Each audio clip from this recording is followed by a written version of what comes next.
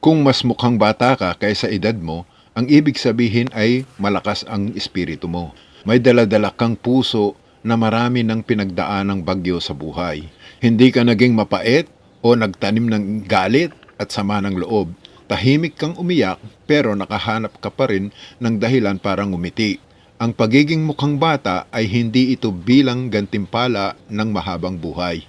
Tungkol ito kung paano ka namuhay.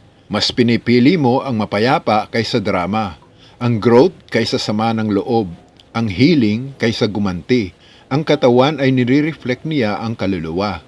Sabi ng psychology, mababa daw ang stress level mo, kaya nagmukhang bata ka. Mataas ang emotional intelligence mo at malalim ang abilidad mo para bitiwan na ang mga bagay na wala ng silbi sa iyo. Kaya natuto kang protektahan mo ang enerhiya mo. Umaalis ng walang sama ng loob, nakikipag-usap ng may kabaitan kahit na masakit.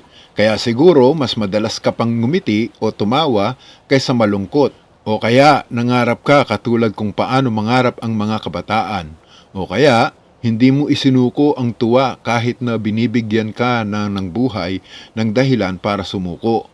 Tandaan mo ito, ang totoong ikaw ay hindi nasusukat sa edad. Nakasulat yan sa kung paano ka magmahal, paano ka nagpatawad, paano ka nagsimulang muli. Ang aral, kapag sinabi sa iyo na mas bata ka kaysa edad mo, huwag ka lang basta magpasalamat. Ang totoong nakikita nila sa iyo ay ang liwanag na pinanatili mong buhay.